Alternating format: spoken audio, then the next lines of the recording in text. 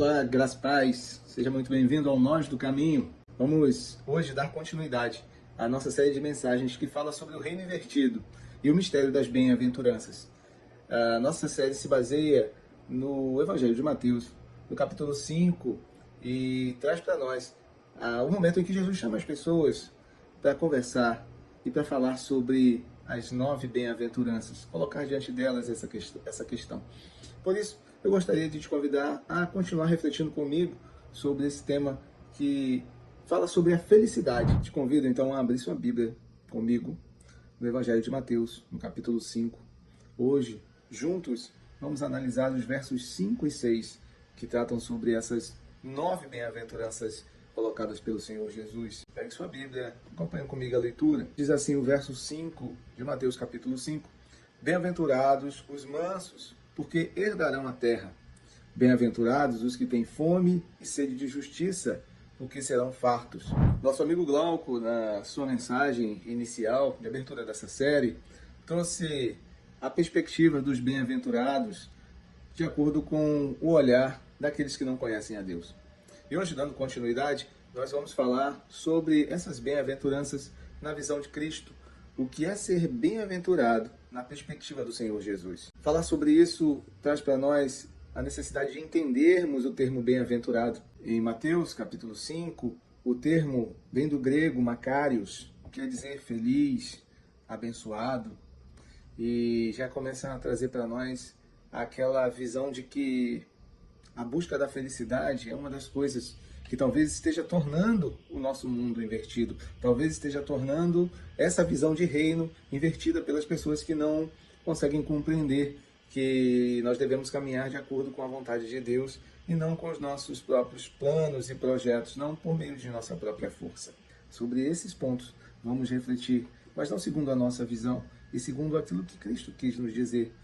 E nosso primeiro ponto é analisar o que é ser bem-aventurado, o que é ser feliz de acordo com a visão do nosso Senhor Jesus Cristo. Para isso eu gostaria de te convidar a abrir o livro dos Salmos, no seu primeiro Salmo, onde ainda no Antigo Testamento nós podemos observar o conceito sobre o qual o Senhor Jesus está explicando àqueles que os estavam ouvindo de o que é ser feliz e como alcançar essa felicidade.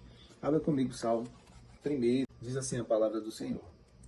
Bem-aventurado o homem que não anda no conselho dos ímpios, não se detém no caminho dos pecadores, nem se assenta à roda dos escarnecedores. Antes, o seu prazer está na lei do Senhor, e na sua lei medita de dia e de noite. Ele é como árvore plantada junto à corrente de águas, que no devido tempo dá o seu fruto, e cuja folhagem não murcha, e tudo quanto ele faz será bem-sucedido. A palavra do Senhor aqui traz para nós um conceito de felicidade suprida pela bondade de Deus.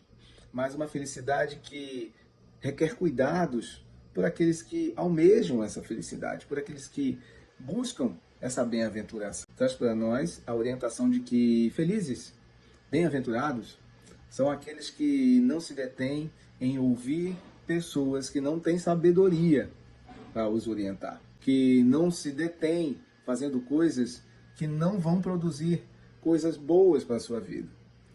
São aqueles que não se detêm, que não param a sua vida para fazer mal a outras pessoas, que não dão importância àqueles que estão fazendo o que os outros estão fazendo. É interessante porque analisando a realidade das nossas vidas e o mundo em que vivemos hoje, nós vemos pessoas ditando padrões. Nós vemos pessoas dizendo o que deve e o que não deve ser feito, o que se pode ou não se pode vestir, o que se deve ou não fazer para alcançar uma felicidade que eles não sabem explicar o que é.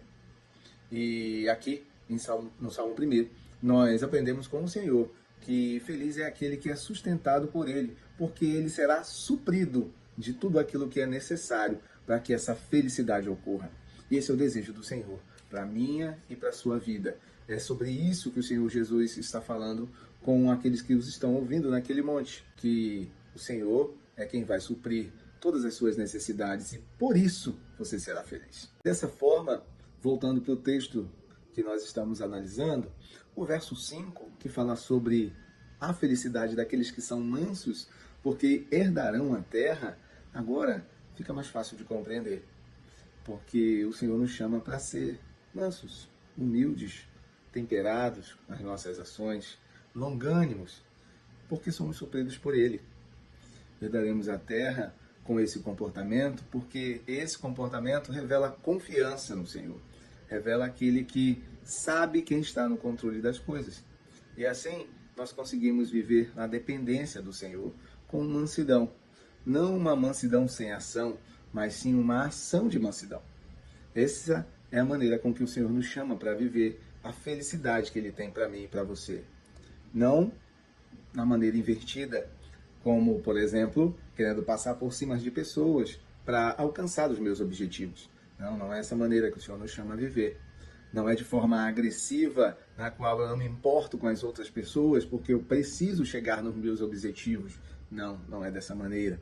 Mas sim de forma amorosa, entendendo que o Senhor cuida e sabe de todas as coisas. E por isso eu tenho que fazer cada coisa ao seu tempo, de forma tranquila, de forma confiante naquele que sabe de todas as coisas. E assim nós caminhamos para o verso 6, que fala que feliz é aquele que tem fome e sede de justiça, porque serão fartos. Falar de justiça, hoje, na visão do reino invertido, onde vivemos, seria a minha justiça, a justiça para as minhas causas, a justiça que tanto clamamos muitas vezes quando vemos as injustiças sendo praticadas dentro do mundo em que vivemos. Mas essa fome e essa sede de justiça que o Senhor Jesus mostra para nós no Sermão do Monte é aquele que busca no Senhor as respostas, é aquele que busca no Senhor a justiça que vem dele, que vê e sabe todas as coisas. Não é a nossa justiça, porque muitas vezes a nossa justiça está corrompida.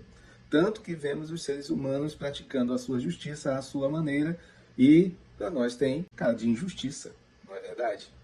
Mas a justiça de Deus não. Ela é plena, ela é imutável e ela não pode se contradizer.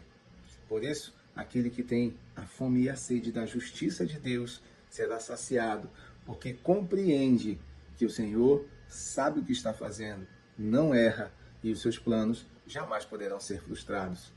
Essa é a visão do Senhor Jesus sobre aqueles que são felizes, porque dependem do Senhor, porque confiam no Senhor. E a palavra de Deus nos diz que aqueles que confiam no Senhor são como o Monte Sião, que não se abala, mas permanece para sempre. Esse é o desejo do coração de Deus para mim e para você, que nós sejamos felizes debaixo da vontade de Deus para as nossas vidas. Que Deus te abençoe. Se essa palavra trouxe esclarecimento para você, divulgue para aqueles que você entende que precisam saber mais sobre o desejo de Deus para as suas vidas. Nos ajude a divulgar o nosso canal e desatar os nós que estão no nosso caminho para que possamos caminhar para o alvo, que é Cristo Jesus. Que Deus te abençoe. Graça e paz.